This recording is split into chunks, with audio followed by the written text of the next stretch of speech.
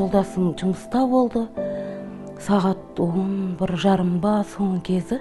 Содан бір иіс сезгендей болдық, бірақ ол кезде қатты жел, боран болып жатты. Боранда ешкім жүрмейді ғой.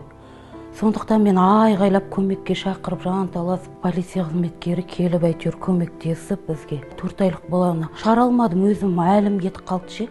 Жерге гүрс етіп құладым да, мына бала ол кезінде. Вообще есінен танып қалған. Вообще мына ұлым деген жүре алмай қалды, үлкенім вообще жүре алмай қалды. Есім жоғалтып алдым, одан кейін мыналардың түгелін сол кісі өзі шығарып алды. Кішкентай баласынан бастадым, енді аяғынан кімді ұстадым, ұйықтап жатқан балалар ғой. Солар бір-бірден өз үйіме апардым. Бәрін алып шыққаннан кейін барып, жаңағы өрт қызметкерлер келді, өшірді бәрін, жедел жәрдем келді. Сол баласы мен анасын алып кетті Ботақара кентінің больницасына.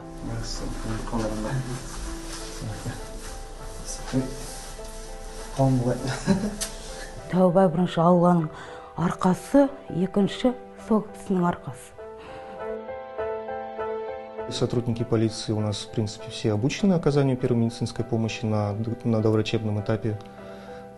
Несколько случаев у нас таких бывало, то, что именно сотрудникам полиции была оказана первая медицинская помощь. Один из таких Медет Аскаров, он очень оперативно справился со своей работой. Екінші оқиға демалыс кезімде болды. Ботақара кентіне участковый полициясын қоңырау шалды. 2 адам және шомылып жатқан кісілер батып жатыр, тез келе қойыңыз деп. Ең бастысы құтқару керек болды маған ол кісілерді, алып шығып көмек көрсету керек. Ұйытқы жақсы, ол кісілерді әкетіп бара жатыр арқылы. Және Батырхан деген жігіт бізде, сол кісіні алып шықтым. Кейін жаңағы кісі Инга деген осы Ботақара кентінің тұрғыны, сол кісіні өзіме қарай тартып алып шықтым. Үшінші оқиға Ботақара кентіне кіреберісте көз алдында жол апатына түсті. Лада Гранталы автокөлік. Жұмыстан кейін қайтып бара жатқан уақыт қой. Орай қолайсыздығына байланысты кішкене борандатып, жолда тайғақ болып, кішкене руль мен управлениені жоғалтып алдық та, 2 рет айналып түсті. Машина кішкене түтінденіп, панельдің астынан түтін иісі шығып, вроде жанан жатып, бір кезде Медет айғайлап, паниковать етпеңдер, қазір көмектесемін, не есікті аша алмаймыз, өйткені машина аунағаннан кейін есіктер бәрі блокировать етіліп, сыртынан әзер ашылды өзі. 3-ші реттен ба тартылап, бірінші жаңағыда пассажирді алып шықты да, мен артынан менің ременімді босатып, менің өзімді сыртқа алып шықты.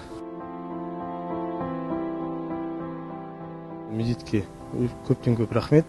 Адам құтқарып жаңағыда біз паникада ременді босата алмай қалып қойсақ та, мысалы, ол күні боран болды, машина да аз болды жолда. Біз, мысалы, машина өртеніп кететінбіз, ішінде қалып қоятын деді, мысалы, жағдайлар болды. 5 ұлымның біреу полиция қызметкері боламын. Құтқарып алғанын біледі ана кісі. Айтады, сол ағатай сияқты мен де солай полиция болам деп айтады. Полиция мықты болу керек. Батыл болу керек. Білімді болу керек. Ақылды болу керек. Өскенде полиция болу келеді. Алғысым шексіз ол кісіге. Бірінші ата-анасына осындай ұл тәрбиелеп, осындай жаңа елге қызмет жасап жүргеніне өте ризамын ол кісіге.